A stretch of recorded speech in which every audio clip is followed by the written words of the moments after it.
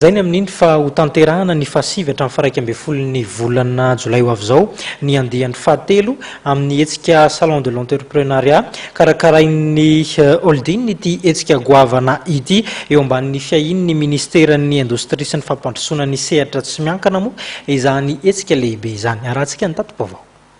Hetsika iray natao an'ny fampiroboroboana ny fandraharana sy ny asa ny salon de l'entrepreneuriat et de l'emploi izay tanterahana etsy lampan'ny tanàna Analakely ny fahasivy hatramin'ny faraiky amby folo ny volana jolay ho avy izao.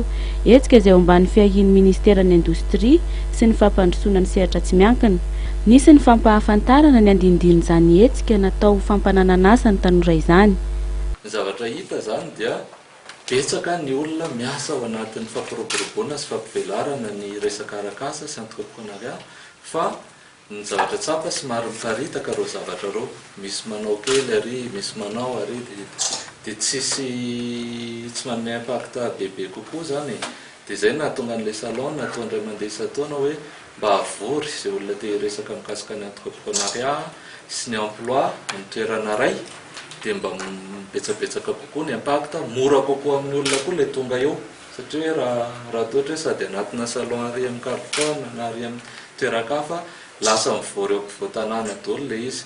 Ny tanjon'ny ministeran'ny indostria sy ny fampandrosoana ny sehatra tsy miasa ihany koa dia ny ampihena ny tahandro etsy an'asa. Industrie sy développement secteur privé dia anisany manohana voalohany ary miaraka aminao amin'io zavatra atao io satria ny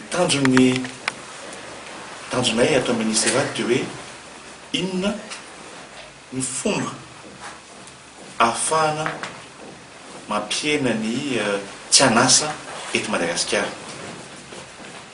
Inona ihany koa nefany raha hitantsika fantatsika ny chiffre izay avoakan'ny statistique amin'izao fotoana zao hoe mihoatra ny 3 millions de chômeurs eto amintsika.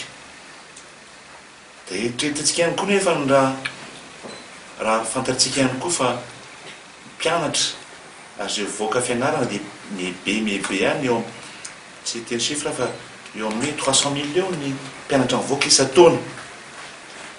Nandalo crise maromaro tsika ary ny crise farany teo moa dia crise pendant 5 ans dia ny orinasa mihanikatona satria misy an'ilay crise. Ny mpianatra nefa ny mivoaka ihany tsy mananasa zany ireo mpianatra zao dia misy karazana ataontsika hoe cercle vicieux ihany le izy. Zao ataontsika zao dia fanomezana toky sy hery ho an'ireo mpianatra izay vao mivoaka fianarana. Tsy vitany hoe hiasa amina orinasa fotsiny fa manana afaka mandeha amin'ireo salon ireo karazan'izao salon ataontsika zao hoe inona ny mety asa ho ataoko foroniko.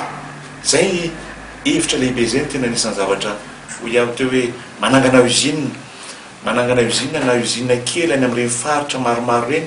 Zay ny anatin'ny paikady izay ataonay ato amin'ny ministera. Marina moa fa memem-pona ny fidirana amin'ity hetsika natao hampiroboroboana ny asa sy ny fandraharana ity.